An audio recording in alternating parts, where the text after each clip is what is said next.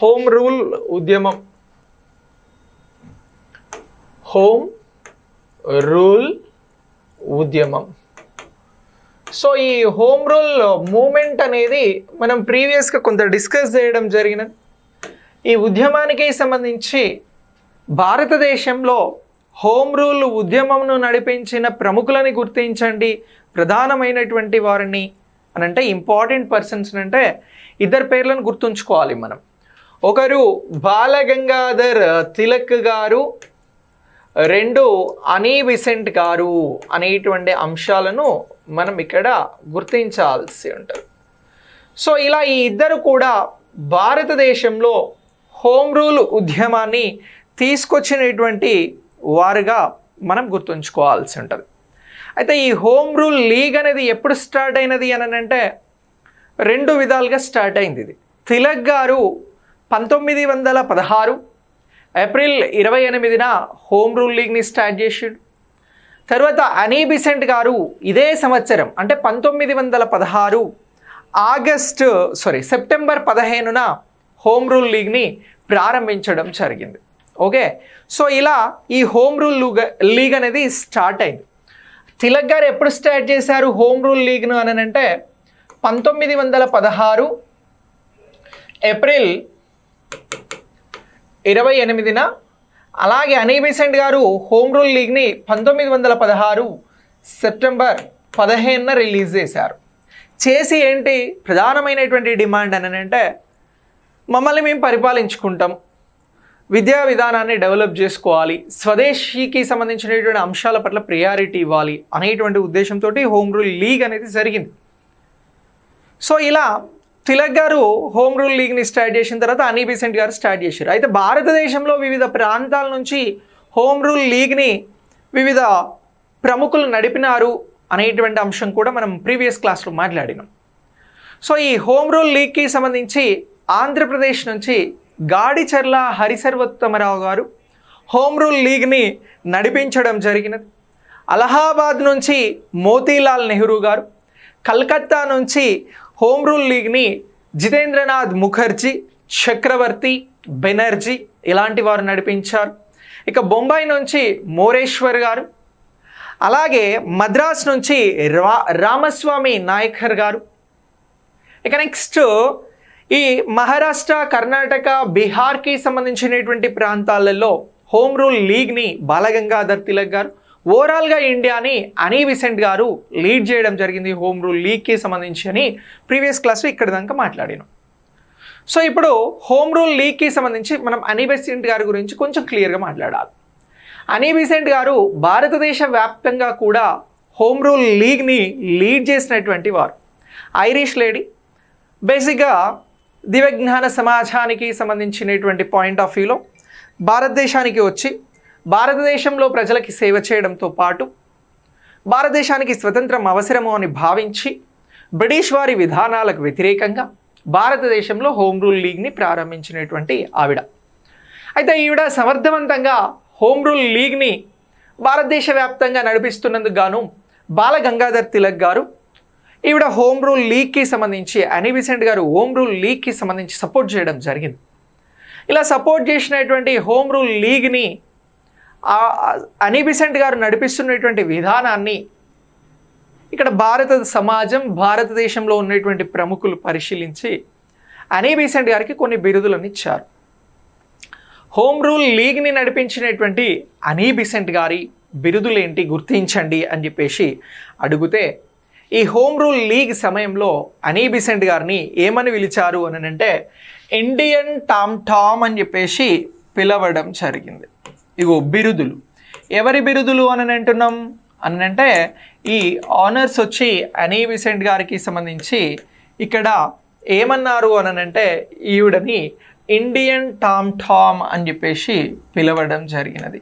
Indian Tom Tom అనేటువంటి బిరుదు ఎవరిది అని అంటే మనం అనీ బెసెంట్ గారిని హోమ్ రూల్ లీగ్ సమయంలో ఆ ఉద్యమాన్ని నడిపిన సమయంలో మూమెంట్ని రన్ చేసిన సమయంలో ఇలా బిరుదులు ఇవ్వడం జరిగింది అని చెప్పాలి. ఇక నెక్స్ట్ ఈవిడనే ఏమన్నారు అని అంటే grand old lady of India అని చెప్పేసి కూడా పిలవడం జరిగింది. Grand old lady of India అని చెప్పేసి కూడా పిలవడం జరిగింది. Grand old lady of India అని చెప్పేసి కూడా పిలిచారు అనేటువంటి అంశాన్ని ఇక్కడ మనము గుర్తించాల్సి ఉంటుంది. ఇవి బిరుదులు. ఎవరి బిరుదులు ఇవి?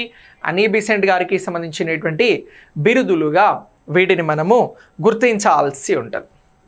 అయితే అనీ బీసెంట్ గారు ఈ హోమ్ రూల్ లీగ్ మూమెంట్ని ముందుకు తీసుకువెళ్ళేందుకోసం అని చెప్పేసి భారతదేశంలో సంస్థల్ని కూడా స్థాపించారు, ఆర్గనైజేషన్స్ని నడిపించడం జరిగింది. ఏ ఆర్గనైజేషన్స్ ద్వారా వీటిని నడిపించడం జరిగినది అని అంటే మనం హోమ్ రూల్ లీగ్కి సంబంధించి ఇక్కడ దేని ద్వారా సంస్థలు ఏంటి గుర్తించండి అని అంటే సంస్థలకి సంబంధించి ఆర్గనైజేషన్ అనీ బీసెంట్ గారు ప్రారంభించినటువంటి సంస్థలు ఏంటి, ఆర్గనైజేషన్స్ ఏమిటి అని అంటే ఇక్కడ మనము బాయ్స్ స్కౌట్స్ అసోసియేషన్ ప్రారంభించింది అని చెప్పాలి. బాయ్స్ స్కౌట్స్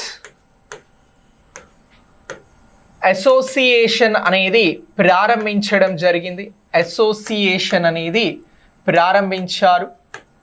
ఎవరు ప్రారంభించినటువంటిదిగా ఇది మనం చెప్పాల్సి ఉంటుంది అని అంటే అనీ బీసెంట్ గారు ప్రారంభించినటువంటి సంస్థ ఆర్గనైజేషన్. అలాగే యంగ్ మెన్స్ ఇండియా అసోసియేషన్ అనేది కూడా ప్రారంభించారు. మరొకటి ఏంటి, యంగ్ మెన్స్ ఇండియా అసోసియేషన్. ఈ ఆర్గనైజేషన్స్ యొక్క స్థాపకులు ఎవరు అని చెప్పేసి మిమ్మల్ని ఎగ్జామినేషన్ పాయింట్ ఆఫ్ వ్యూలో క్వశ్చన్స్ అడిగితే మీరు అనీ బీసెంట్ గారు హోమ్ రూల్ లీగ్ సమయంలో ప్రారంభించినటువంటి సంస్థలుగా గుర్తించాల్సి ఉంటుంది.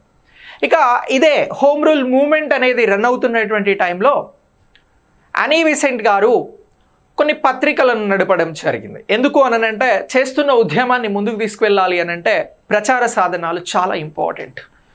సో ఇలా ప్రజలకి ఇన్ఫర్మేషన్ తెలవడంలో పత్రికలు కీలక పాత్ర వహిస్తాయని గ్రహించి కొన్ని పత్రికలను కూడా అనీ బీసెంట్ గారు రన్ చేయడం జరిగింది.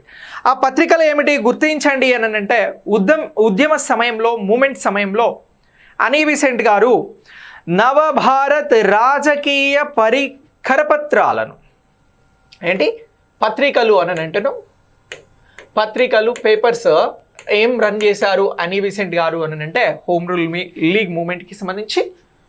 సో ఇక్కడ నవభారత రాజకీయ కరపత్రాలు అనేవి ప్రచురించడం జరిగింది. నవభారత రాజకీయ కరపత్రాలు అనేవి రన్ చేయడం జరిగినది.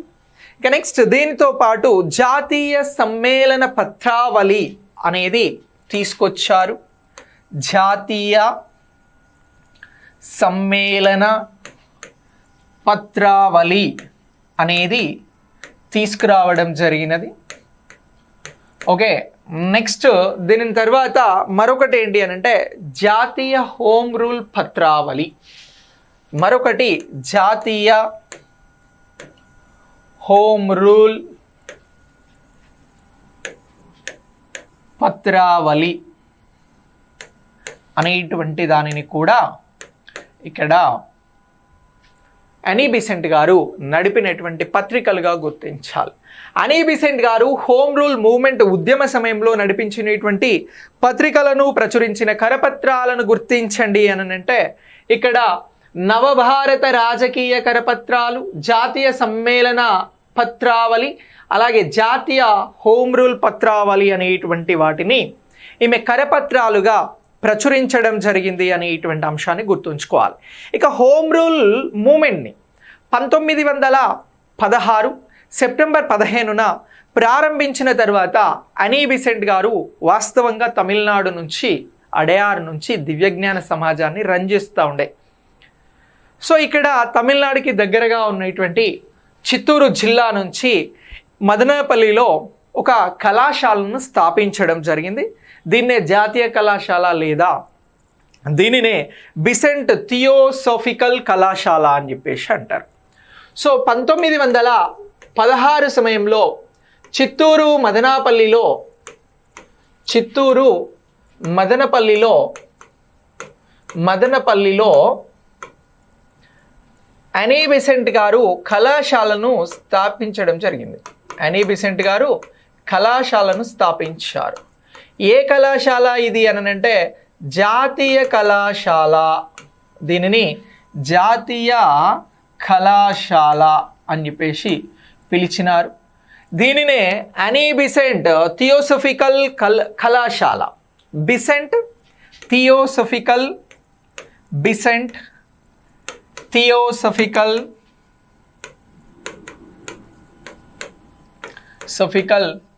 కళాశాల అనేది స్థాపించడం జరిగినది.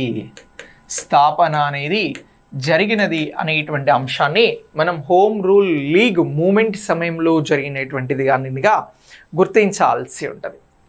సో ఈ కళాశాలకి సంబంధించి మొట్టమొదటిసారి ప్రిన్సిపల్గా ఎవరు చేశారు అని అంటే హెచ్జే కజిన్స్ దీనికి ప్రిన్సిపల్గా వర్క్ చేయడం జరిగింది. ప్రిన్సిపల్ ఎవరు అని అంటున్నాం? ప్రిన్సిపల్గా హెచ్జే కజిన్స్ దీనికి సంబంధించినటువంటి ప్రిన్సిపల్గా వర్క్ చేశారు అనేటువంటి అంశాన్ని గుర్తించాల్సి ఉంటుంది. ఇక ఇదే హోమ్ రూల్ లీగ్ మూమెంట్కి సంబంధించినటువంటి సమయంలోనే సంస్కృత విద్యా పీఠాన్ని కూడా ప్రారంభించడం జరిగింది. ఎక్కడ అని అంటే వారణాసిలో.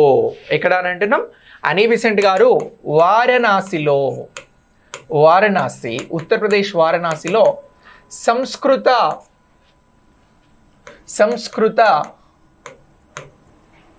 విద్యా కళాపీఠం అనే దాన్ని ప్రారంభించడం కూడా జరిగింది అనేటువంటి అంశాన్ని ఇక్కడ మీరు గుర్తించాల్సి ఉంటుంది. సంస్కృత విద్యాపీఠం, నాట్ కళాపీఠం, విద్యాపీఠం అనేది ప్రారంభించడం జరిగినది. ఓకే, సో ఇలా ఇవన్నీ కూడా ఎవరి ద్వారా ఏ సమయంలో ప్రారంభించబడినవి అని అంటే ఇవన్నీ కూడా అనీ బెసెంట్ గారి ద్వారా హోమ్ రూల్ లీగ్కి సంబంధించినటువంటి సమయంలో ప్రారంభించబడినటువంటివిగా గుర్తించాల్సి ఉంటుంది.